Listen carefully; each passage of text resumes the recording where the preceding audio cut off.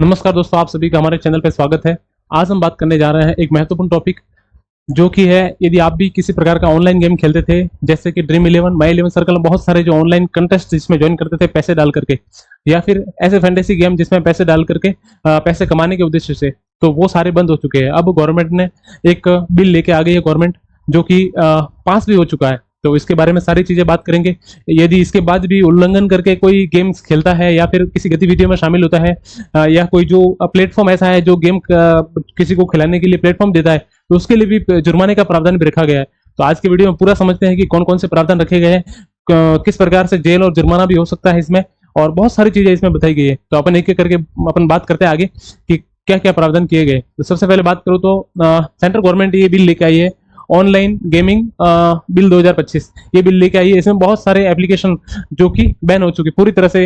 अपन ने देखा है कि ड्रीम इलेवन हो या बहुत सारी ऐसी कंपनियां थी जो कि बिल्कुल 90% इनका जो हिस्सा था, बजट था, वो पूरा ऑनलाइन कंटेस्ट पे था। लेकिन सारी चीजें अब बंद हो चुकी है। अब कंपनी ने भी कुछ ऐलान भी किया है, वो भी अपन बात करेंगे कि आगे आने वाले समय में बहुत सारे ये भी प्लान तैयार करे कुछ दूसरा। लेकिन अभी के लिए बंद हो चुकी है। बहुत सारी ऐसी कंपनियां हैं, इंडिया की जर्सी पे भी इसका जो लोगो होता था इस प्रकार से, बहुत सारी चीजें। अब इसमें जेल और जुर्माना भी होने वाला है। तो सारी चीजें के अपन एक एक करके अपन बात करते हैं। चलिए शुरू करते हैं। सबसे पहले अपन देखते हैं कि क्या क्या बदलाव हो रहे हैं। तो सबसे पहले अपन बात करते हैं कि ऑनलाइन गेमिंग बिल 2025, ये बिल सेंट्रल गवर्नमेंट लेके आई है। और सेंट्रल गवर्नमेंट इस बिल को लाने के भी बहुत बड़े कारण है, जो कि अभी आगे बात करूंगा। सबसे पहले अपन देख लेते हैं कि बिल कब लागू हुआ और इसकी प्रक्रिया क्या थी। तो सबसे पहले अपन बात करें तो 20 अगस्त 2025, बिल्कुल 2-4 दिन पहले 20 अगस्त को लोकसभा में पास हुआ था। इसके बाद राज्यसभा में 21 अगस्त 2025 को राज्यसभा में पारित हो गया। इसके बाद 22 अगस्त को राष्ट्रपति अपने द्रौपदी मुर्मू जी है, उन्होंने इसको अधिनियम में बना दिया, क्योंकि राष्ट्रपति साइन होने के बाद अधिनियम बन जाता है इस प्रकार से। अभी ये ऑफिशियल गजट नोटिफिकेशन का इंतजार कर रहे हैं। जैसे ही नोटिफिकेशन कानूनी आ जाएगा गजट नोटिफिकेशन, उसके बाद भारत में लागू, पूरे भारत में लागू हो जाएगा। गजट नोटिफिकेशन आना बाकी है, बाकी प्रक्रिया पूरी हो गई है। तो आपको पता चली गया है कि कौन सा बिल है, ऑनलाइन गेमिंग बिल है, जिस पर पूरी तरह से प्रतिबंध लगाया गया है। और 21 अगस्त को लोकसभा में पास हुआ था, 21 अगस्त को राज्यसभा में, और 22 अगस्त को राष्ट्रपति ने साइन किए थे। अपन आगे देखते हैं कि और क्या क्या बातें हैं। तो क्यों लाया गया था। सबसे पहले आपके डाउट आ रहा होगा कि बिल तो समझ गए कि लाया है, लेकिन क्यों लाया गया था। तो ये सबसे महत्वपूर्ण बात है, क्यों लाया गया था। क्योंकि अपन ने देखा है कि ऑनलाइन मनी गेम्स जैसे कि बहुत सारे हैं, ड्रीम इलेवन हुआ, एमपीएल हुआ, रमी हुआ, बहुत सारे।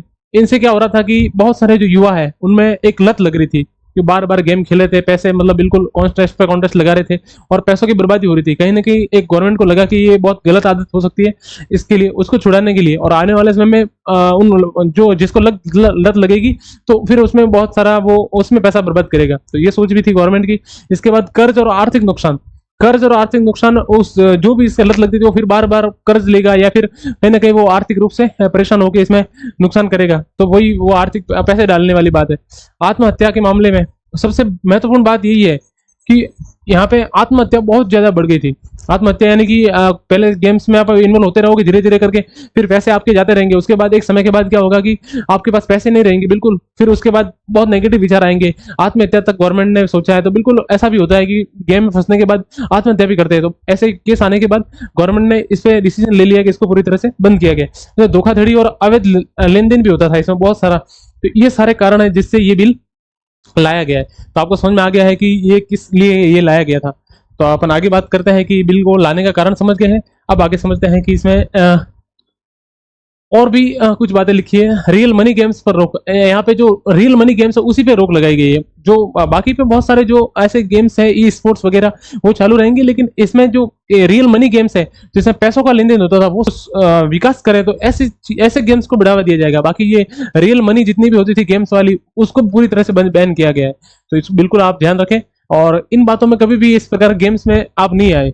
इसके बाद पूरे देश में एक समान नियम लगेगा, यूनिफॉर्म लॉ बनाएगा, जिससे कि ये सारा गेम का जो रूल है वो एक साथ लागू किया जाएगा, और जो नाबालिग या कमजोर है उनको सुरक्षित भी किया जाएगा। ऐसी बात भी की गई।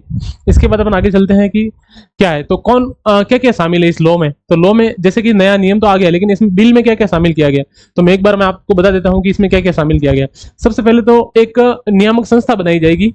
नियामक संस्था यानी national online gaming commission, NOGC बनेगा।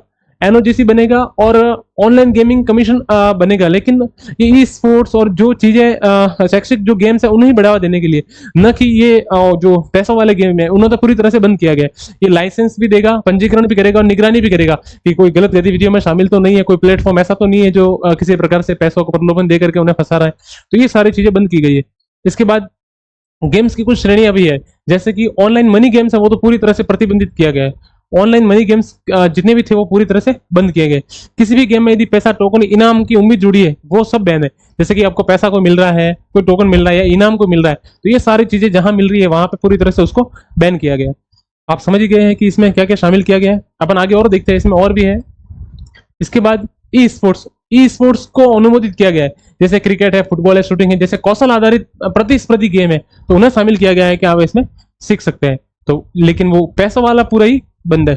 इसके बाद अपन देखते हैं कि शिक्षा, ज्ञान, मनोरंजन के उद्देश्य वाले जितने भी गेम्स है वो भी चालू रहेंगे। तो उनके लिए एनओजीसी बनाई है तो उसको पूरी देखरेख करेगा। बाकी वो वाले जो गेम्स है वो बंद हो जाएंगे। इसके बाद अपन देखते हैं तीसरा है कानूनी सजा। कानूनी, इसमें पनिशमेंट और पेनल्टीज का भी प्रावधान किया गया है। जो मनी गेम चलाने वाले जो ऑफर करने पर या फिर जो प्लेटफॉर्म आपको चलाने या ऑफर करने पर ऑफर कर रहा है, तब आपके लिए जो प्लेटफॉर्म दे रहा है उसके लिए पहली बार यदि करता है तो उसके लिए 3 साल की जेल है और 1 करोड़ तक का जुर्माना है। बहुत बड़ी राशि है और 3 साल की जेल कम से कम आप देख ही सकते हो, क्योंकि गवर्नमेंट बिल्कुल सतर्क है। बहुत सारे सुसाइड के केस और पैसों का वगैरह सारी बहुत सारी चीजें हो रही थी।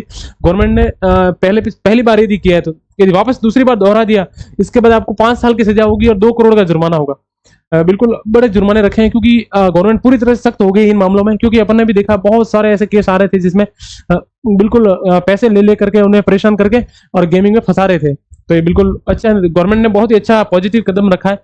तो अपन बिल्कुल तारीफ करनी चाहिए, क्योंकि ये समय के साथ धीरे धीरे कहीं ना कहीं युवाओं को लत और खोखला कर रही थी।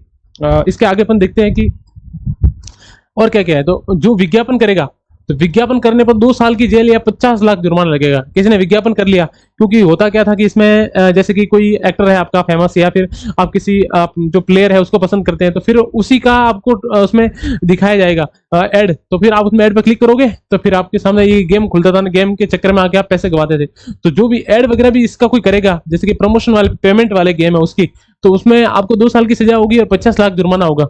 तो कोई अभी आप देख लेना, कोई इसमें कोई ज्यादा ऐड वगैरह मिलने वाले नहीं है। पैसों वाले गेम की बात कर रहा हूं मैं। इसके बाद नियम तोड़ने पर, आपने नियम तोड़ दिया, उस कंपनी ने मान लो नियम तोड़ दिया, तो 10 लाख का जुर्माना होगा और लाइसेंस भी रद्द किया जा सकता है। समझ गए? इस प्रकार से बहुत सारी चीजें होने वाली। और अपराध कैसा होगा? संज्ञेय होगा और गैर जमानती होगा, यानी कि बहुत बड़ा अपराध कह सकते हैं। इस प्रकार से बातें की गई है इसमें। अपन आगे देखते हैं। और कानून के प्रभाव क्या रहेगा, यानी कि ये कानून बन गया, इसका प्रभाव क्या रहेगा, इम्पैक्ट ऑफ द बिल। तो सबसे पहले गेमिंग इंडस्ट्री पे बहुत बड़ा प्रभाव पड़ने वाला है, क्योंकि ड्रीम 11 हुआ, एमपी हुआ, विंजो हुआ, ये प्लेटफॉर्म भारत में बंद, ये प्लेटफॉर्म तो भारत में बंद होंगे, लेकिन इससे होगा क्या? क्योंकि बहुत सारे कई हजारों नौकरियां प्रभावित हो सकती है। कारण अपने को पता ही है, क्योंकि बहुत सारे लोग, जो कि एक बहुत बड़ी कंपनी है ड्रीम 11 हो, बहुत सारी, तो इनका क्या हुआ कि बहुत बड़ा रेवेन्यू ऑनलाइन ही था, बहुत सारी चीजें इनके गेमिंग्स वगैरह उसी में था। तो वो सारी चीजें बंद होने के बाद कई हजारों नौकरियां इसमें काम करते थे वो लोग, वर्कर है, बहुत सारी चीजें प्रभावित हो सकती है। फॉरेन इन्वेस्टमेंट इसमें किया गया होगा तो वो भी प्रभावित हो सकता है, बहुत सारी चीजें प्रभावित होगी। इसके बाद ई स्पोर्ट्स और जो स्किल गेम्स है अब सरकार प्रोत्साहित करेगी, क्योंकि ये गेम गवर्नमेंट को प्रोत्साहित करना बहुत जरूरी हो गया, क्योंकि वो वाले गेम बंद हो गए जिनमें पैसों की लालसा थी। अब एक वैध इंडस्ट्री का दर्जा मिलेगा। वैध इंडस्ट्री क्यों होगी? क्योंकि पैसों के बल पे सारा ही गेम का गेम स्किल से मतलब ज्यादा था नहीं, और पैसों के मामले में पूरा गेम घुस गया था। अब स्पोर्ट्स और स्किल के मामले बहुत ज्यादा आगे जाएंगे, तो होना भी चाहिए, ये बहुत अच्छा कदम है। इसके बाद अपन बात करें तो नाबालिग गरीब वर्ग अब लूट खसोट वाले गेम से सुरक्षित होंगे, यानी कि जो नाबालिग है, वो गरीब वर्ग है, या फिर ऐसे जो जिन्हें जानकारी नहीं है, तो वो भी लूट खसोट वाले बहुत सारे गेम्स ऐसे भी होते थे जिनमें लूट खसोट होती थी, तो वो भी सुरक्षित रहेंगे। इस प्रकार की बातें इस ऑनलाइन गेम्स का बिल आया उसमें की गई है। आगे क्या होगा? तो अभी आप देख सकते हो कि फ्यूचर का गवर्नमेंट ने रोड मैप बनाया है कि सबसे पहले तो एक नोटिफिकेशन जारी करेगी गैजेट, जिससे क्या होगा, ये एक अधिनियम बन जाएगा। दूसरा, ऑनलाइन गेमिंग अथॉरिटी कमीशन बनेगा, एनओजीसी, मैंने बताया आपको भी। इसके अलावा क्या होगा, सभी कंपनियों को लाइसेंस रजिस्ट्रेशन करना होगा। जितनी भी कंपनियां हैं उनको लाइसेंस रजिस्टर करना बहुत जरूरी होगा, अन्यथा आप ऐसे गेम्स वगैरह रजिस्टर्ड या फिर नहीं खेलवा पाओगे, जैसे कि ऑनलाइन ई स्पोर्ट्स वगैरह की बात कर रहा हूं मैं। इसके बाद उल्लंघन किया तो सख्त एक्शन और कदम लिया जाएगा।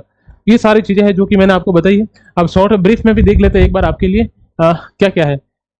तो ऑनलाइन गेमिंग्स बिल 2025 की बात कर रहे हैं। इसमें मनी गेम्स बैन किए गए हैं। ई स्पोर्ट्स एजुकेशन वाले गेम्स हैं जो कि उनको प्रोत्साहन दिया जाएगा। लागू होने की प्रक्रिया पूरी हो चुकी है। जो लोकसभा राज्यसभा में पास हो चुका है और राष्ट्रपति ने भी साइन कर लिया है। अब बाकी है तो सिर्फ जो नोटिफिकेशन वो आना पेंडिंग है। ये युवाओं को बचाने और गवर्नमेंट सेक्टर जो गेमिंग सेक्टर है उसको रेगुलेट करने वाला ऐतिहासिक कानून है। क्योंकि आपने देखा है कि जो युवा है वो बहुत लत लग जाती थी इसकी, क्योंकि पेमेंट की बात होती थी, पैसे आते थे, कभी 1 करोड़ आ गए, किसी के कितने आए, इस प्रकार की बातें होती थी। तो उसके लिए और किसी के बहुत सारों के जाते थे, तो उसी के लिए गवर्नमेंट ने ये कदम उठाया। और इस जो वास्तव में जो स्पोर्ट्स होगा उसको आगे लाने के लिए एक अच्छा कदम है। अपन आज की इस सेशन की तो मैं करंट की जो प्रेजेंट में चल रहा हो तो वो आपके साथ जरूर शेयर करूंगा। थैंक यू, धन्यवाद।